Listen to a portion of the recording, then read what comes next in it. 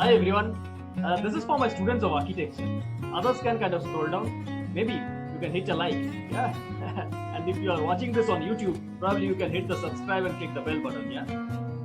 You see, I had been practicing as an architect for the past 2 decades across India and abroad.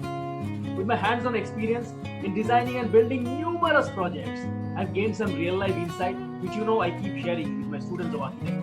I have been guiding architecture students to do their project works for quite some time now. We have with us a student of architecture, and we are trying to resolve a particular design problem. So let us get straight into it. Yeah. So let us check it out. Yeah. And then I'll tell you. Okay, I'm doing that.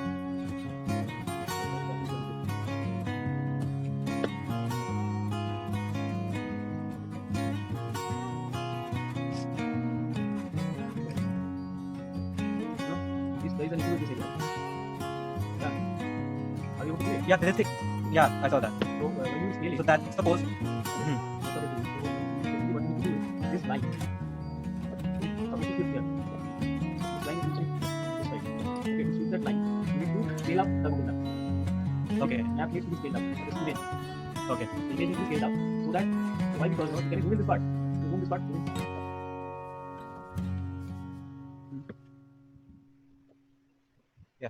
This portion, right? See, there are a couple of big boundaries. Okay. So, Yeah. basically, this one. This is a fixed boundary at site. Right? Yeah. So this is unchangeable. You can negotiate it. Oh yes, sir. I told you right. This was I think there was an error in scaling the Google map. CAD drawing is completely fine because it's already scaled and given by the HITCO office. So since I exported the map from Google Earth itself, so there's an issue with that. Yeah. So Tell me, how you do it? So Google Map has this particular line, right? So, so the whole thing. This part. No. Because of just move this part. Getting that? so I'll scale it in such a way that this boundary matches it. Right? Just move the whole side. Move the whole This side. is the whole. Yeah. Just hold on. Hold on. You need to just move this part. This part. Not this thing. Move the whole thing.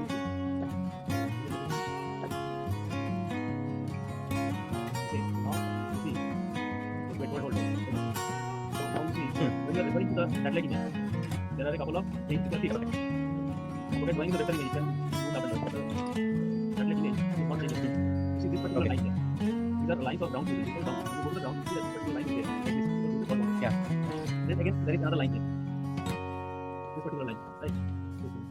Even this one. Yes. These are straight plot boundaries. Right? Yes, sir. While there is nothing here. There is nothing here.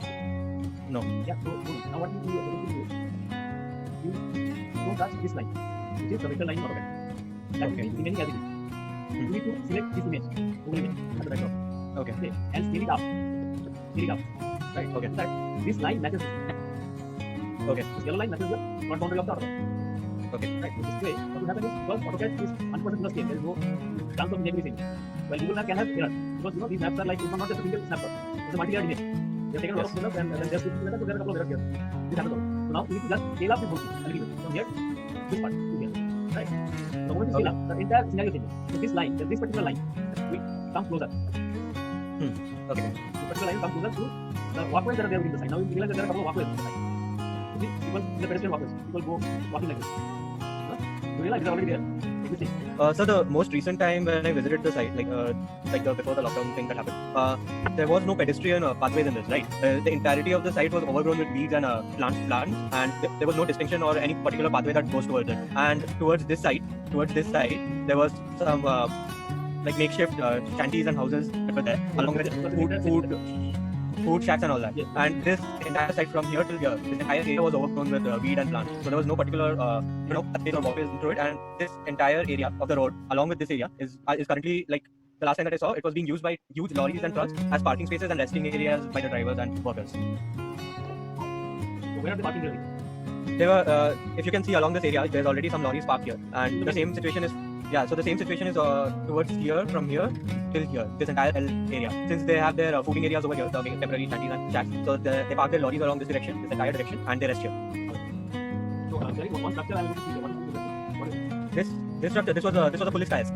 So will that be existing when you are driving now? I don't think so, sir. It's a temporary structure. Where is it? Is it a part of the No, it's like it's half semi into the pavement and like it's kind of like in both the air. So now that you are thinking, this whole stretch, this one as well as this one, these two frontages will not have concrete boundary walls for sure, but will be having something really permeable, right? So that the entire block becomes a part of the domain. Yes. Right. So that was the approach. Yes. Like there is no harm in thinking government boundaries on this side because these are other properties which are coming up and there will be other buildings. Yes, sir. Definitely. Yeah. And what else? Tell me the date. If you have date stamp on top of this particular video. Let me check, sir. I think this was around 2010. 2010. So I think that is the pretty older image. As of now, there are no pedestrian movement happening. This crossing to the side. No, sir. So this road, there are a lot of pedestrian No, sir. There is a. something like this. So over time, they have The last time that I visited the site, the visibility of the side ground is zero because it's entirely overrun by plant life. So this doesn't make sense. No. So there can be two reasons because of this. One is that the site is not well kept and there are overgrowth of all the weeds and everything, so that people don't want to travel. Another reason can be these roads, the main roads that are roads around, have become so well developed as of now. Right, by 2020, right? And that was 10 years back. Yeah. In the last 10 years, these roads have pretty well developed. So people actually love to walk on the main road instead of going to barren side or street or this side. Yes. Right. So instead of walking, they prefer walking on the footpath of another road. Because Compared to other areas of Kolkata and Newtown and Salt Lake, the pavement is relatively open for the pedestrian. So like other than on this side, on the right side, other than those shops, all the pavements are open for the pedestrian to walk on. So that was that we were discussing, like having this part, these two frontages open for the public places, and having this entry from this side, major thoroughfare for vehicles, regular traffic, and having some parking systems over here. The rest of the activity like this, regular activity because we have a road here, because of the particular road here, we have to have an activity, so that will be like a custom navigating road all around the property. With two main roads on the left hand side, on the right and the top there will be this particular road. So that's from the point of the fire. Yes, sir. These roads basically a path. Inside there will be certain buildings, right? We have your structure. So right now we are discussing about what are those structures that are going to come. So that will go ahead. So the date of the image that you were asking about, this image is 2019. 2019. 19. Yes, sir. So that's Yes, sir. 2019. long back. I think we need to revisit the site after this lockdown and just go and check whether that the access to the site are still there or not. Because what happens, the moment why do people start walking through sites like this? Because it reduces the distance between point A to point B, or maybe because sometimes they do it because it's interesting to go through new areas rather than the same area. But in this particular case, what it looks like because of this urban scenario. It's not a place where people will go for someone or something. Because from point A to point B, you are able to see. If you are in point A and if you are say point B, if you are able to see it, there's no point exploring to this particular site. But the only reason why it actually travels from A to B directly is to shorten the distance. And you have to be a pedestrian to do that. And who are those pedestrians who travel? They are the people who are there using the handy, right? You come all the way from this point B, where there are these leads to further handy. From there's a canal here, right? The canal there. Yes, There sir. are a lot of handy from the opposite side of the handy. The opposite side of the canal. So there people come. Who actually visit the residence, they travel and come as the shopkeepers here. Okay. There are certain shopkeepers here. Yes, sir. Yeah. I might have some images that I've taken from. I wasn't able to go in within the site. Again, what happens? This is the residential area. This area. From here, there are some elderly people. What are people who go to post office? Yeah. Most of the time it's the elderly people. Yeah. There is a point where somebody is in point A and the senior person wants to go to the post office. So will he prefer traveling a vehicular road like this, or will he prefer traveling straight away within the site into the post office? Given that the site can be good, I mean, he can walk over. If it's like open playground, and like, but it's like, when he walk over, he will actually prefer. Yes. Yeah, definitely. Yeah. So this has become over time a pedestrian corridor. Now, it is your prerogative over there to respect this kind of scenario that local people in an organic order that they travel through the site. Whether you respect this kind of pattern and incorporate this pattern within the pattern of the movement that you're planning within your site. Will you still allow these people to actually make a thoroughfare within your site? Yes, sir. That is the aim. Like Yeah, you can do that. that is that the entire reason why I don't want boundary on the site. Right, so if you do that, then what will happen is you are actually restricting the organic movement of the people that are there and making certain architecture which will improve. You are improving the community within architecture. And not only that, allow people to walk through your site and enjoy what is the new construction or landscaping, what is to come to your site, but also bring in business maybe. Maybe there are short along the road, maybe places to wear. So more and more people will actually use this road since they are actually using it already. Right, so just think of things improvement. So having a boundary like this, or maybe like this. So this solves one of the issues that I was having. This corridor here. Initially, I'm just changing it a bit. When I started with the whole, site design, so it could clear the screen. Yeah. So initially, when I was starting with the placement of the features that I was giving onto the site, like this was the very first one that I started working on. It's very rough. So this is the senior citizen lounge and the children childcare facility area, and this is the football field. And over here we have the exhibition block which I was designing earlier, right? So while I was doing the placement, as you can see, it's very out of proportion. Like it doesn't look very natural. So if I follow the corridor natural pathways that are there already on the site, I might be able to differentiate it into proper zones.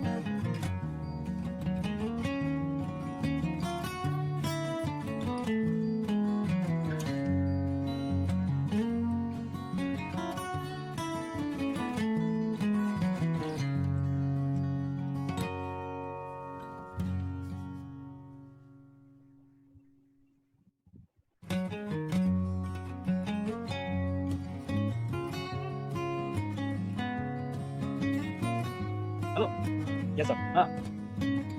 Yeah. Yeah. All So, yeah, it's fine, sir. I was just checking the alignment of whatever I was doing here. So, since this natural corridor that already exists there for the pedestrians that it use, it has to be modified a lot because these areas and these areas will be blocked off because of future construction. So, creating a natural pathway from this area to this area is the major thing, right? Last time in your previous design, you were doing some different kind of shapes, right? Yeah, this one. You had a shape of no, not this one. You had some trapezoidal shape of building or like features. Hexagonal. Hexagonal or some interesting kind of features. So where are those? Did you change those completely? I haven't changed those completely, but it's more of a thing that it depended on the on the landscaping features, right? So the buildings themselves were like complementing the angular landscaping that was supposed to be done. But the thing was that I wasn't able to fit the building shapes into the site itself. It looked very unnatural and out of place.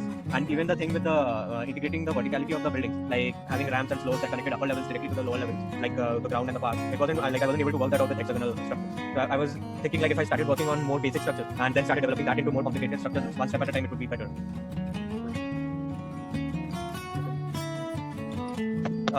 The other thing that I was having an issue with was when I started doing placements. Hello. Yeah. Okay. Yeah. So when I started doing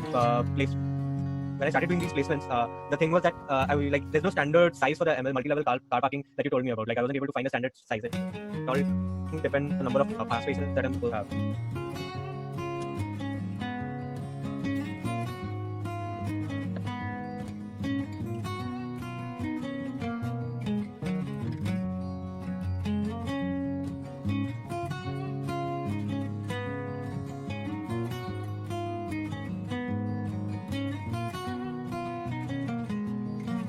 Are you able to hear me?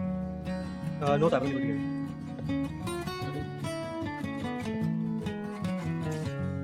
Hello. Yeah, tell me. Yeah. So basically, the thing was that the size of the MLCP is like, is there any standard that I have to follow for the multi-level car parking, or do I like, is it like lighting fixtures or something that I'll have to look through brochures or? For MLCP, Yes, sir. for MLCP, you have to follow individual standards. Like for example, basement of the building, you have to follow the building value and the height of the building value. And then for the ramp, there are specific for the ramp, like for the one way ramp is 3.5 meters, and two way ramp is 7 meters, and so on. Okay. Then there are for the size of the vehicles, 5.5 meters, again, there are independent rules for it. If you also do the then they can do it. So there is one process guidelines also one able how design and technical guidelines. So there are different individual rules there is just for the building. So Okay. two process guidelines. And so one alternative to MLCP was what if we give underground building along this area, along this We area. can keep underground buildings. We can also keep a bubble parking that we were discussing earlier, where there will be up to constructed steel structure, right? So and there will be no ramps. This will be completely mechanized robotic parking, where you just put in the vehicle and the vehicle automatically goes to the vehicle spot. We will for that. And again, the vehicle is taken right from the ground floor, that is whatever storage is. Right? Again, So is there standards for that also, the bubble parking, like for other brochures? It have standard, but it has detailed manual or detailed data sheets that are available in the website. So we can see the sizes and dimensions of the parking, right? From where you can directly take from that. Okay.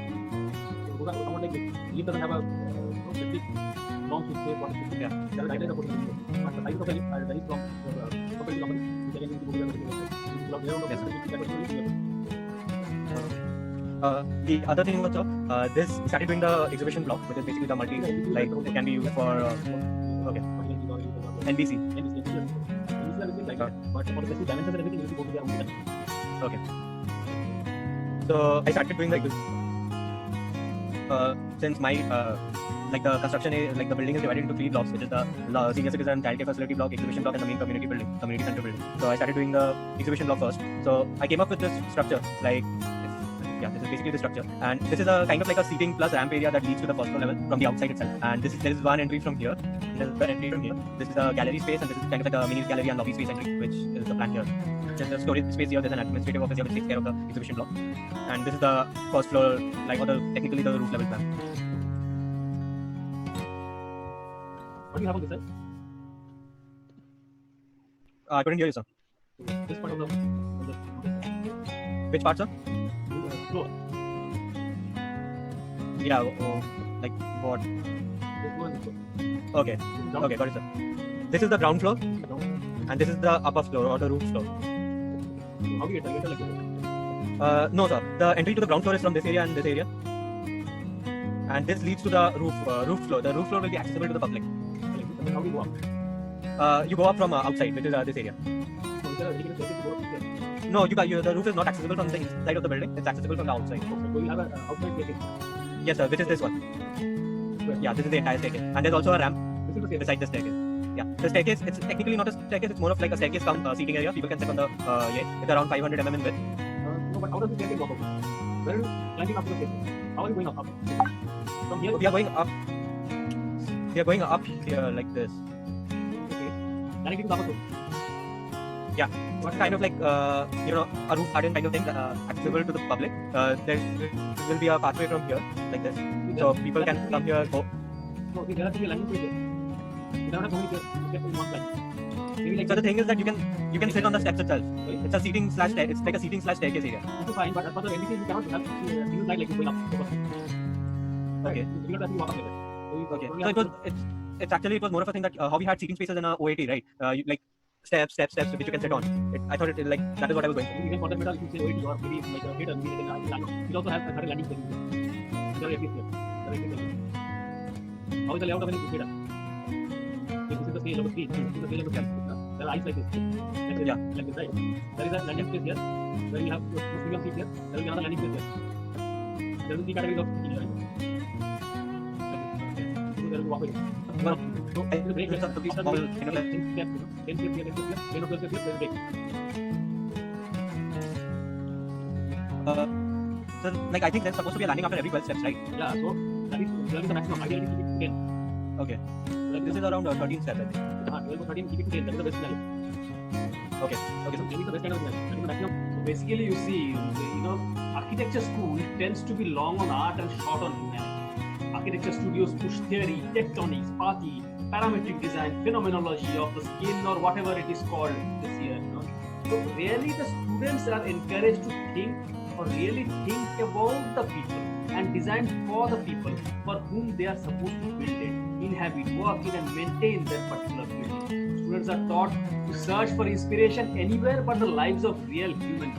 So which is again important. Well, basically see, what happens is architectural school tends to be long on art and short on humanity. In truth, the built environment is rather broken, but this is not because architects abandon their ideological purity. Instead, it is because the ideological purity taught in most of the school of architecture is largely incompatible to the human scale, to the needs of the human or the needs of the users. The inward-looking, style-based, mechanic, fetish mode of architecture design is not useful, which is in practice today. But you see, a community-centric, conducive design which is for the people, by the people, and of the people is what I'm trying to preach over and over again. Not only that, you can also have indoor plants. And there was a study where plants make indoor spaces healthier for occupants, both in terms of physical and mental health. Having indoor plants in the office reduces indoor air pollutant 87% in 24 hours. Can you imagine that? Overall stress by 60% of the people, anxiety by 37%, fatigue by 38%, headaches by 20%, and noise up to 50%. So you can imagine how the importance of this planting of green vegetation is. Plants reduce energy usage, plants extend roof lives, plants moderate temperature in the hot spots, plants even can provide fresh vegetables for the building occupants, and so on. You see guys, building that feature greenery and natural light do more than just look good. The green spaces prove beneficial to building occupants, and even the building itself stands to benefit. When plants are used on the walls and roof of a building, the results are amazing and very positive too. Yeah, that is correct. That's more of blazing on the southern and western side. We have a lot of decay. Yeah. Okay. So it is not right. Can you not have a blank as well? That can be done. So, like the other option would be to have some kind of like curtain effect on top of that. So you probably have a blank facade with the on this particular side, and then bring in the north light on the northern side. This is the north side. This is somewhat towards your north, oriented towards north. This way. So bring in the north light. Yeah. Okay. Bring in the north light from here, which will be like a diffuse ambient lighting, and this part would be solid facade. There will be no glazing on this because we have gas on the south on this side, right? Okay. And since the gallery is a huge space, and if you have so much of glazing on the south and west, there will be like a lot of decay. Okay. So basically a mirror of the existing game. No, I see. This one, this staircase effect, whatever feature you want to do here, that staircase can still be there. The staircase, the ramp and everything can be like this. Only the glass part of it, glass and the solid and the white part of it can be interchanged. Okay. Mirror thing. Now, the glass can be on these two sides. Right? Glass can be on these two sides. And the opposite two sides can be solid. Okay. While the other features like your staircase or your ramp can be there with its same shape, it can be there. Okay. Okay. Right? This is Yes, your for your sun path. This is your sun path. Okay, this is Yeah. west. So this is how the sun goes. So this part is for it. You can begin Okay, with sir. support of north side.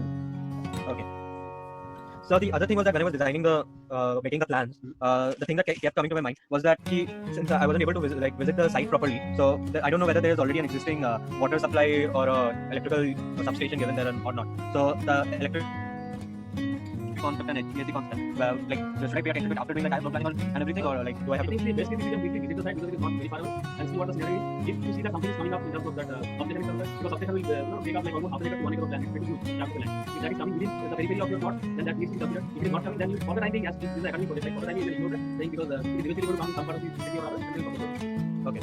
So the substation is not a concern right now if it's not existing. yes, If it doesn't exist in the site. go to the site and quickly. Okay, so whenever Let's see what we can do. and then the water supply, yeah, because the last time when we did a design like residential or we had to keep in mind about the water reservoir and everything. So do we have to do that here also? Like All the services have to be taken into consideration. And water supply within the site is your concern. How the water comes to your site may not be your concern because that is the community device. So you need to supply the water from the inlet point into the site. After that, what happens to it? There has to be underground reservoir which has to be pumped up to the overhead reservoir which is there. And then how the distribution happens. A basic schematic outline will do. Not going to the water because again it's okay, so while designing that is not a very critical factor. no, but the schematics has to be there. So schematics in the sense basic water It's like water supply drawing. after the water enters your site, it will either enter from the major artery or the site. Right? You enter the site at some point, any point you can consider for that. Then from that point, what happens to that particular water? Right? What happens is generally it goes to underground reservoir. From there, it pumps up to the overhead tank. And from where it is distributed. Right? You can have multiple overhead reservoirs, multiple underground reservoirs as per your choice, as per the facilities that you are designing. If you have multiple buildings, you can go for multiple buildings. Or if you think that I'll have one single water tower inside my site, you can use the Okay, got it. might have such a water tower and water. And the HVAC portion of the things, right? So in case of community center, gallery spaces and all, there obviously has to be a room or an area that controls the air and the electrical. So what exactly do I have to keep in mind while making it? Do I have to dedicate a particular space like in universities we have the AHU? Yes, you have to allocate the spaces, entity areas, but you don't need to do any calculation for that. Okay. But allocate So the is there a you need to have a pump, you need to have a chiller plant, you need to have a HVAC room, electrical room, all these things have to be allocated. okay? So could you repeat what would rooms? Your electrical room to be there. For water supply, you have the pump rooms. Electrical rooms. Pump You rooms. have, if you have central air conditioning, you have any central air conditioning? I don't think so. Any building doesn't have. The gallery exhibition block. This one. Do you want to do that? Can it not be regulated? It will be more sustainable way to address the issue. Okay, the gallery is the one that we are discussing right now here, right? Yeah. Yeah, so the moment you are making a structure which is having a wall on this left and right on your side, on the western and southern side, which is blocking the direct heat of the sun, and you are glazing up on the northern side, so that means it is bringing in north light automatically, right? So there is a lot of cooling happening inside. Yeah, we can do that. Natural ventilation and cooling effect. Okay.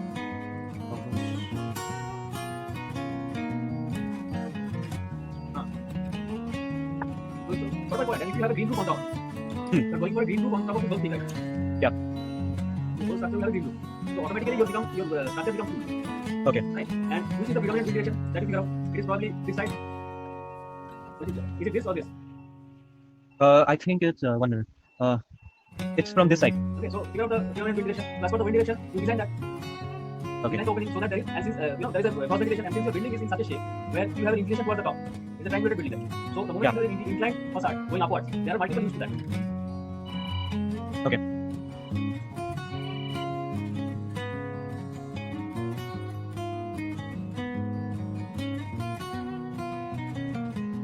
Yeah, see, there are a lot of sustainable features in this particular structure itself. Okay. What is number one? You figure out what is number one is you have a facade system which does not allow the harsh sun rays from the southern and western sides, right? And it stops the entire solar insolation from these two sides. What is number two is it brings in north light, right? Yeah. For the eastern side, what happens is on the east there is sun is low, so there is a lower sun solar angle on the eastern side. Okay. So if you have plantation, if you have greenery on this side, say you have trees here, so direct morning sun rays will not enter like this. True.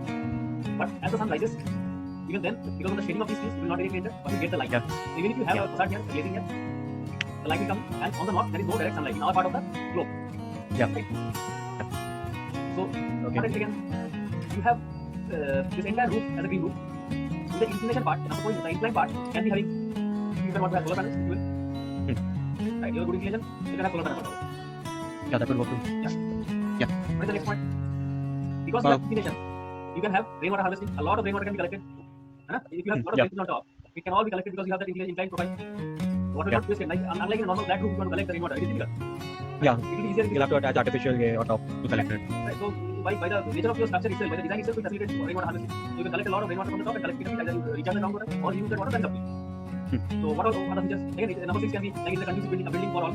Even the disabled or the elderly can climb up to the top of the building with this particular ramp. Yeah. The staircase system where people can sit together, chat, and have a leisurely lifestyle without sitting outdoors. Yes. Right, so there are a lot of points that are there. Then if you have this predominant configuration where you're harnessing the wind, so you see there are, you can list out so many points. At least 7 to 10 points will be only for this particular structure, which is a completely, it's not zero energy, but almost like negligible energy is around this particular structure. Yeah. And just because That's you it, have inclined profile, you can take a lot of north light even from this top. Okay. From where? Yeah. From this part. This yellow thing. From here. See? Yeah. Yeah, light can come, even you can have a skylight here. Light can come like this. If you like it. Diffuse light. So what happens is even during the day, you can say that we have zero artificial lighting. Okay. Zero artificial And lighting. then and then during the night, because if there are solar panels, that's Yeah, exactly. solar So this building will become virtually zero energy. Okay. It is reusing and replacing own energy. Yeah. So that's what there are so many features to incorporate. Very interesting. You can incorporate these same concepts to other buildings. Like I had the same like the whole the childcare facility and the senior lounge. I had something in mind like this. Like the structure was something like this. Right.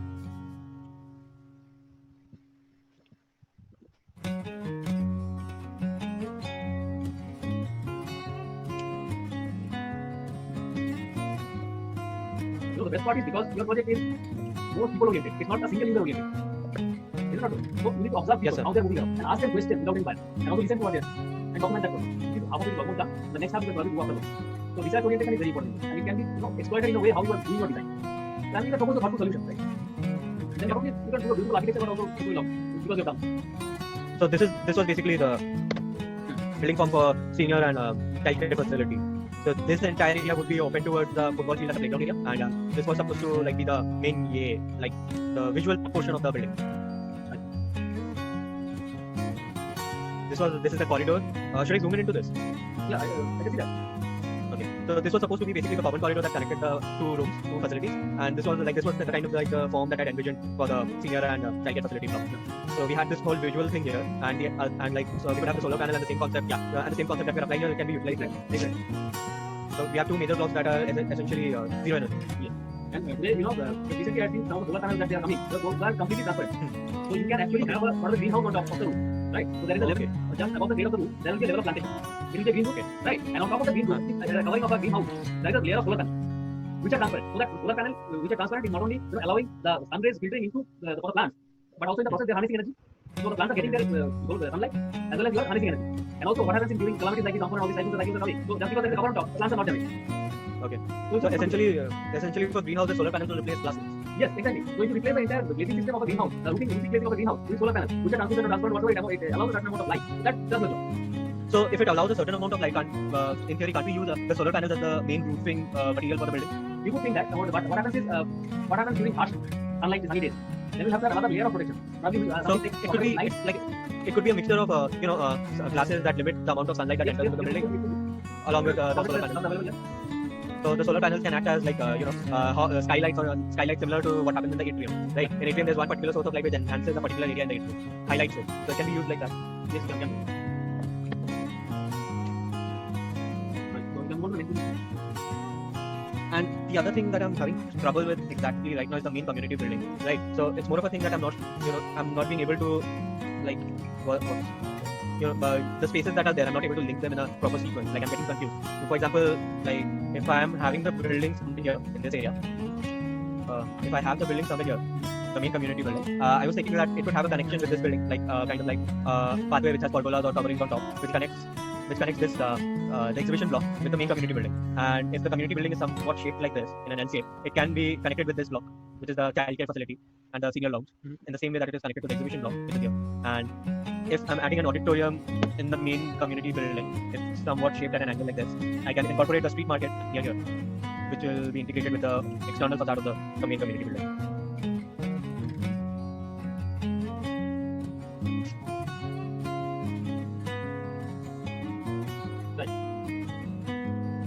Yes, sir.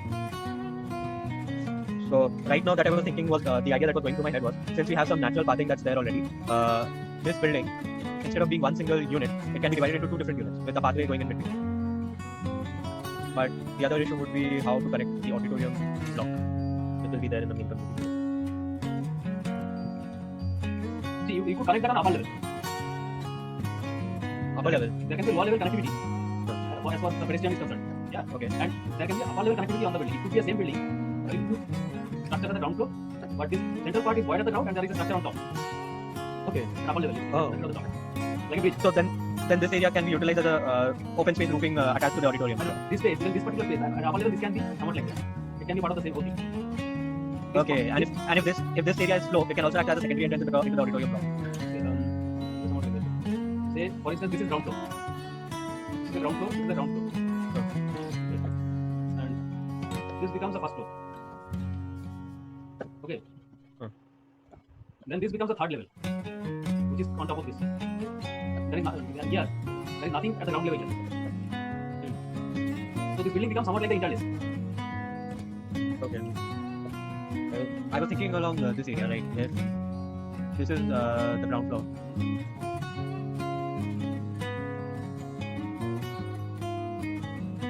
This can be the ground floor. Yeah. The upper.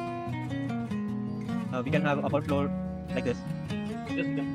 We can do that. right? And then this area can be used as an open air roof, Yes, fine. which can also, and if it is slow, Yes. it can act as a secondary entrance into the building from here, Yes. from this side. Yes, fine. And then, if I want to do G+2, I can use this as a third level, and then this can act as the open air roofing. And if I use this as an auditorium block, this can be spaced like this. It can become another feature on the building itself. It can become this. It can become an OAT. It can become an OAT on top of the auditorium. It can be close like this. One place. Yeah. So it can also become an OAT on top of the auditorium itself. It can. This part can become the stage of. Yeah, exactly. But again, we need to have proper exits. At least 4 number of exits. Yeah, in the same way that auditorium has two aisles at each end and central aisle, which is approximately the width of 2 aisles. That works.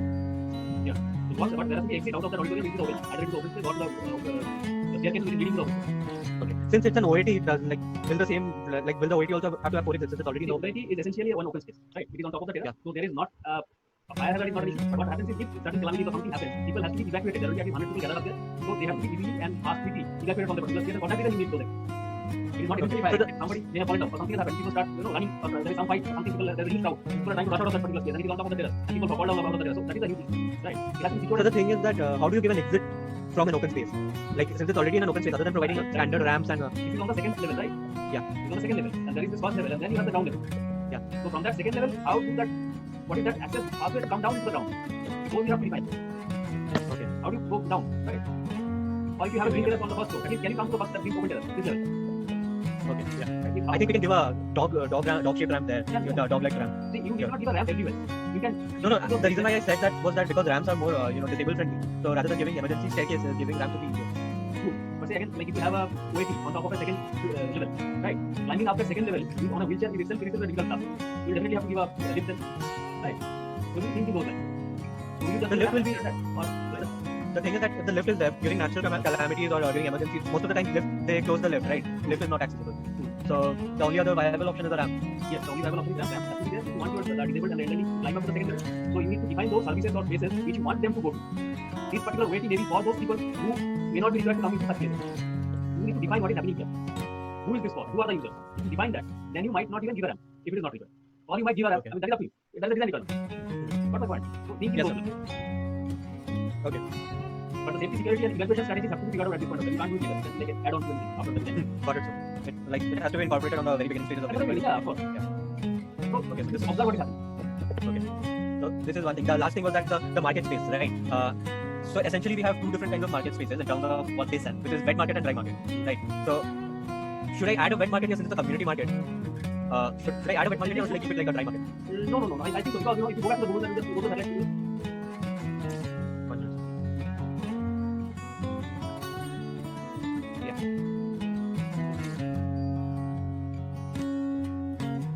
see, this part of the site and this part, there are already existing wet markets here.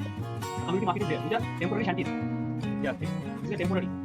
Now these guys will be relocated. They will be removed from here. Where do they go? Nobody has thought about it here. Yeah. So can you relocate a part of it here?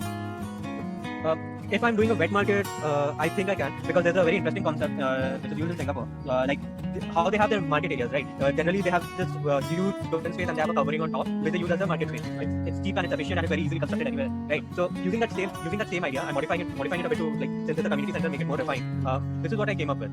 So if this is the market space, right? Instead of having an enclosed structure like they have it in mall, or like there's an Intally market near my house, instead of being an enclosed structure in 4 walls, it can be an open structure.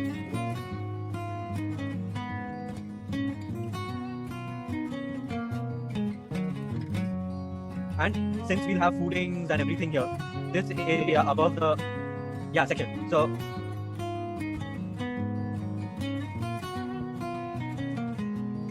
this area can act as like a eating space where people can buy stuff here, and if it's eating space, they can go up here and eat it here.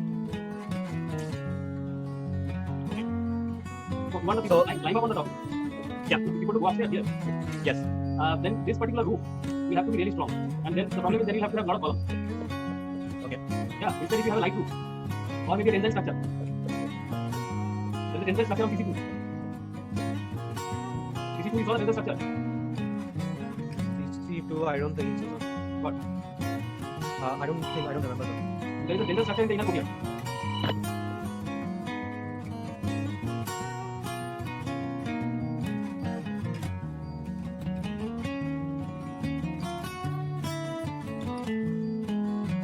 Yeah, do it. So you can come up with a tensile structure which is a lightweight one, which is easy to execute. Okay. So basically this becomes your props, and you can have huge spans. The best part is that Okay. it is completely column free structure, and you can have huge spans. It's almost like half of the size of the stadium, right? And it's very cheap. The only issue is you can't climb on top of this. Okay. Yeah. So all activities have to be happening below. Okay. I see. But it's a very good way to do it. And Is there any like? you can have really look good, and the profile will also go with your this common structures. Okay. And it is not So is there any examples that I can look What up? for example, in CC2 is there again. In City Center 2, you have the internal, how is City Center 2 is, there is an internal courtyard, right? When you enter City Center 2, there is a profile like this, then there is an internal courtyard, see the police hotel, then the entire mall is like this, right? All the shops. These are the staircases in the front. The CC2. Okay. Remember? So, this whole open courtyard is covered by this tensile structure. At like 5 or 6 story high. 6 stories high. Yeah, almost like it's not 6 story high, and the floors are pretty high, right? It is 4 meter at least per floor. So the commercial floor. Okay. So this is the structure. This is the structure beside the parking lot, right? No, I'm talking about City Center 2. Yeah, City Center 2. City Center 2, Rajahat, in town.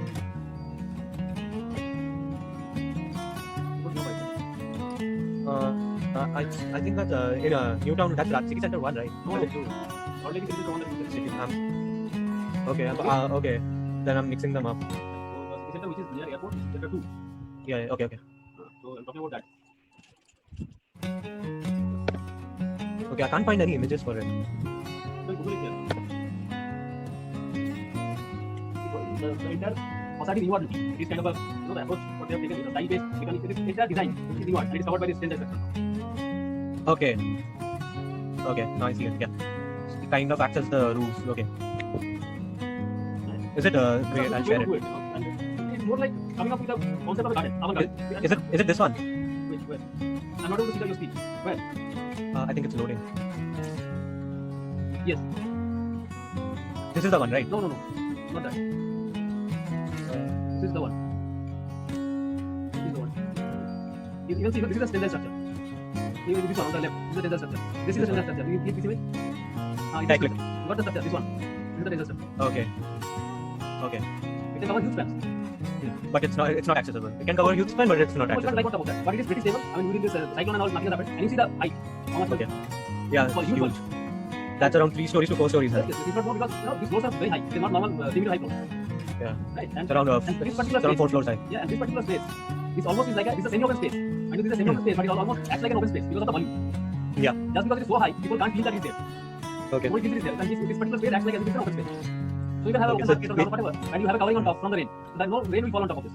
Rain and sunlight. Yeah. So what happens is only issue is this is pretty expensive to do. Now to make a budget viable with this one, you need a shopping center somewhat like this. But the issue is you do not have a budget constraint at this particular point because of your nature of your budget. This is an academic budget, so you can go for it easy. Okay.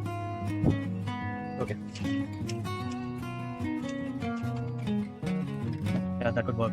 So there are a couple of other images. You can scroll up. You can see there are a lot of other images. This is the same picture. This is another one. This is another one. I think this is from the top side.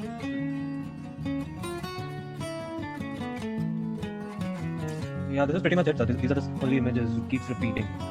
So this is the ground human eye view. Yeah. Right, and here you can feel the volume. How much it is. Yeah. So nobody will actually notice. Even People do not notice anything beyond this particular point. Beyond this level, nobody will look up. This is the level where people will look, right? So they don't need this volume. And it actually notice. Then they do whatever in that particular. okay. Even though it's essentially a covered space, because of the huge volume, it doesn't feel like a covered space. Right. So that is what the concept is. Okay. But then again, giving such a huge space for a market space, like if it exceeds the height of the main building, then This is an example. Right? This was the requirement in this particular project. For your project, it may not be so high.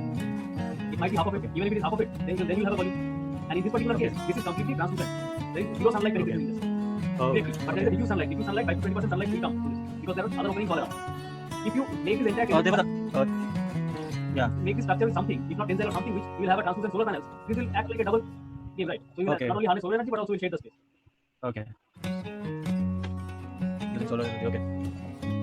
So there was another question, like, what if the entire market space, what if I wanted to put it like a kind of like, it's still going to be an open market space, but what if it was one level down in comparison to the other spaces in the site? It can be down. If there is, Would doing that be possible? see, with the waterlogging scenario, it might be difficult to do, but if you put to it, then there is another advantage. The advantage is you do not look at a spotty market right at the idle. Right, there's a huge crowd in the market. I mean, you know how the fish markets and all these wet markets are, right? If that can be a level below the idle of normal ongoing traffic around, so it will be like a hidden green space. Right. But then another solution that I can come up with is that to avoid the waterlogging issue, what if the central portion of the market space is a step down, which is essentially just the wet area. Just the wet market is step down, and there can be two different blocks of dry market space on each side of the wet market space. Yeah, it can be like for instance, this particular space, which is this space. This space. This is above the island. This is at least 4 meters above normal traffic island. I think it is 4.5 meters. This freedom place. So where you see all these people, this is market space. Okay. Oh. This is approx 5 meters from the ground level. So nobody will actually see this crowd. Nobody will actually see this crowd from the road. Imagine the reverse. Oh, okay. Imagine the reverse, that people are at a higher level and something is going on below. Yeah. Imagine the ground level is here, and this market is happening here, and there is a nice, garden on the other side. Yeah. And people are Exactly. Like, and people are that's the idea. the garden, right? People are directly towards the garden. Yeah. If this is So the maximum amount. and even if there is a lot of crowd and everything hustle and bustle happening inside, still it doesn't affect. So depending upon the size of the market space, a lot of land will have to be excavated. So even if we use the cut and fill method, another issue would be where to use the entire amount of space that has been excavated. So you can use it for The market space becomes too huge. But then landscaping, would it be? That's why, sir, I was thinking, like, even in the street markets that I have near my house, the maximum amount of waste that is generated in the surrounding areas is essentially because of fish markets and wet markets. There are meat shops, there are chicken shops, there are fish shops. That is the maximum amount of waste that is generated is from that area. And there are like street animals that are responsible. They spread the waste. So keeping the wet market at a lower eye level and then having the dry market at an upper, like at the eye level, it would be a viable aesthetically and functional wise also. Because the moment you tie up all these concepts with the elements, the principles of visual design, including this contrast, balance, emphasis, movement, the spaces of white spaces, negative spaces, proportion, hierarchy and repetition, rhythm, pattern, unity and variety. You can do a lot of players with a lot of these space, either it is down or up, it is either way or not. So those things you can dictate, you can define. Either you can buffer all those noises and everything. Yeah. It is visual pollution or pollution of the year. All these design principles work together. You have to do a balance of. Okay, sir.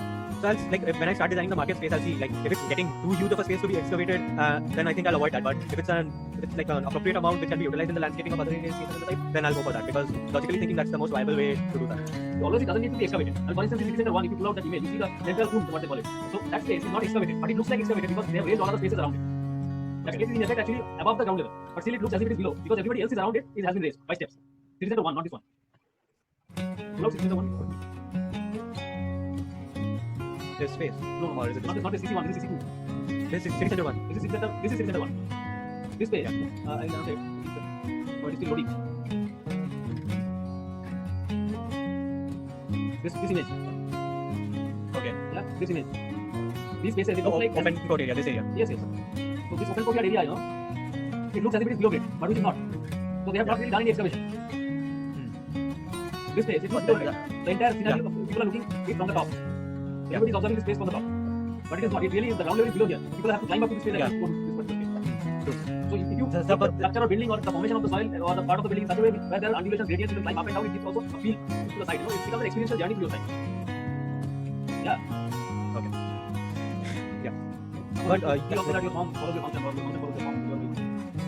utilizing this in the market space, like, would it be appropriate? Because then raising it, just raising some spaces would look very odd.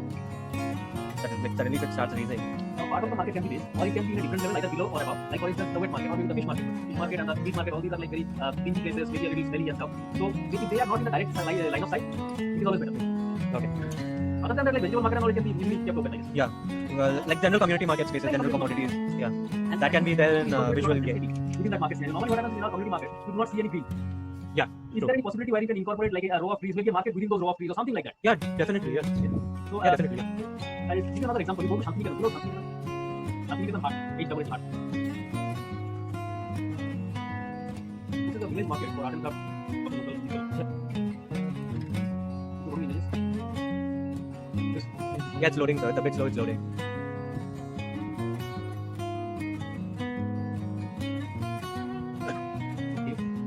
Yeah, you see this entire market. This is not a dry or vegetable or wet market. This is a handicraft art market, right? Okay. So what they do is, it's in the midst of forest.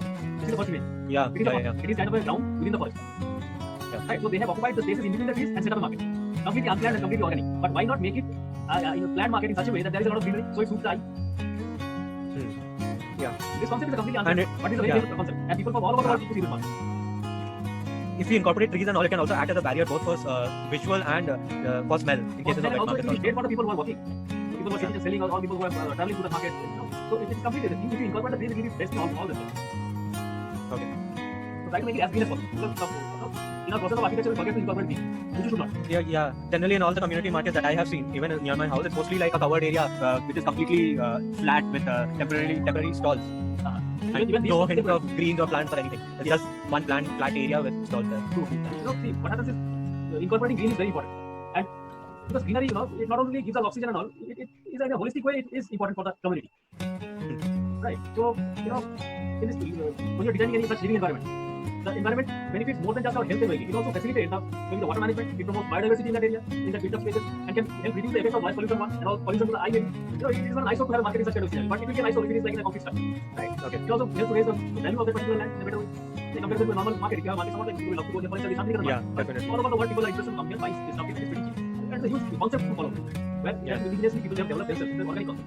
Why not bring it into your design land, then intelligent design? Yeah. Yes, sir. In the end, it is for the community. So if it interests and develops the community to feel a sense of belonging to that area, then it will be successful. Like, that is the main point of community architecture.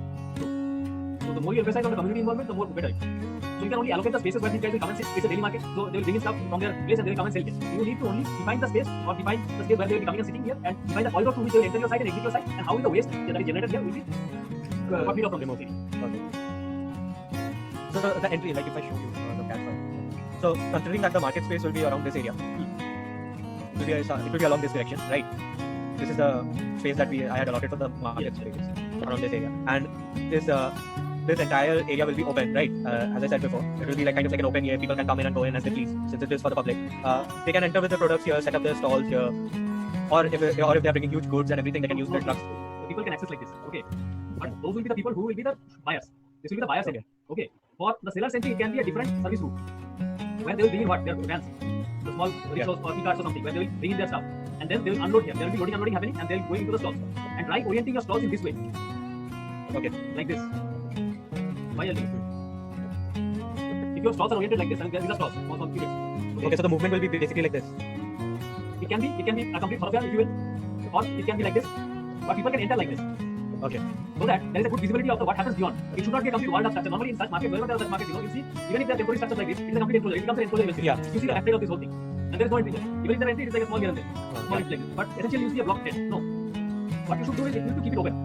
Yes, I have no intent other than providing roof covering on top of that to provide shade. I have no intention of adding any wall to the market. Right. So basically, people from the road they will be able to see what is happening inside. You have a lot of landscape garden and everything, buildings and nice looking things inside, right? So Yeah. those things should not be hidden by what is happening here. What I want. Yes, sir. So you orient your buildings like the idea of the market. and then have your greenery inside it. All these will be lined with greenery. All the shops and everything there will be green. You can might as well become like a organic forest. Lot of trees under which there are shops. I'll show you something so that that can be like that I saw and was very interesting. Which is this. This is Norman Foster's Center for Hometown of Manchester. This is basically a community market space. Right? think it's loading for you. I've seen this thing. Yeah. So this was the thing that I saw. Like when I was searching for the concept for community market space, I think this is one of a very good example of how I want my market space to be. The concept is similar here. What we are trying to do is put in a lot of actual trees here and make it more softer. Here it has a lot of solid roof on top. Hardscape, yeah. A lot of hardscape and a lot of solid roof on top because of the demand of that particular project. That was their requirement, right? For which it was designed. Now you can improvise on it and make it probably more, a better or a softer version of this, where the roofing is not so hard. A very light roofing, if at all roofing, if there is no roofing, you don't have roofing, you don't need to. Yeah, you need not to have such a huge roof covering such a huge arena. Instead, you can have roofs here and there. And maybe these are all makeshift stops. Maybe even not a roof, just an umbrella for a stop. Whatever it is, that you decide. Right? But make it softer. Okay. And initially, when I started doing the designing for the when I started thinking about the community market space, I thought it would have the dry market space, like the example that I showed you. We could have that like that there, and then we could have a wet market space that is entirely separated from the dry market. But then, that, is it viable or not? I wasn't sure. Normally, in our kind of scenario, it doesn't work like that. It becomes a particular part of the same market. Okay. So it will become a particular part. So let it remain a part of the same market in both space. Then Okay. it is interesting. Okay, So just to have this public purpose of this existing perspective. So in your concept itself, when you are showing the satellite map, then even itself in it, you can show that okay, these are the existing pedestrian pathways based on which you have developed your design. Okay. Maybe you can little reroute it here and there. For instance, instead of like this, maybe you have done somewhat like this. But still, you have kept that formation. Yeah. So Maybe the thing was that, sir, when I was when I was looking at this, this is the best way that I could come up with a movement space, right? If I, for example, if I do this, right? I mean, so this is basically one circle area, right? So if I make a movement space like this, I think if I make a movement space like this becomes one pathway. This is one zone. What is this? This is in the side. Yeah.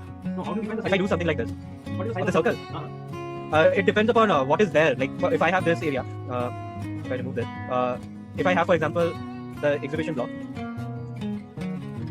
and I place it here, right? Here. So if I wanted to give a pathway, it would be something like this. Then this would be the pathway. Then we have this football field here. So this becomes essentially like this. This area becomes for the football field. So we'll have a pathway, something like this. And since these two are connected here, they can merge here. Yeah, so you could do that. Yeah. Since like circle, when we even do our bubble diagrams or when we do zoning, most of the time we use circles, right? Circles is like the most efficient way to denote a particular area for a particular space. So using that to create abstract, instead of giving one linear straight road, giving abstract roads which are at an angle makes the entire thing more interesting. So even those abstract roads would have some bearing on these points. No? There are certain geographies you can see these are clearly demarcated. These are the human pattern that is happening. If you are designing for the city, and if you emphasize that yes, I am designing for what is already existing, so that makes more sense. Yeah. Not just greenery, natural light is also important. Natural light is increasingly part of well-being design, and research consistently confirms its benefit. A study showed that students in a classroom with more natural light scored 25% higher on standardized tests than other students in the same school district.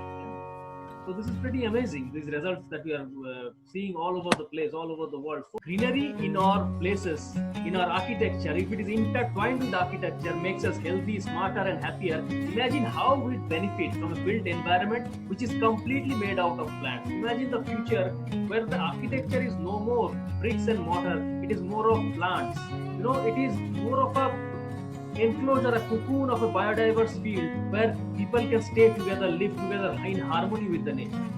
Having said all of that, let me tell you what I sincerely believe as an architect will always be a student, continuously learning, because there is a lot to learn. Let me know your comments, your views on this particular topic that we have discussed today.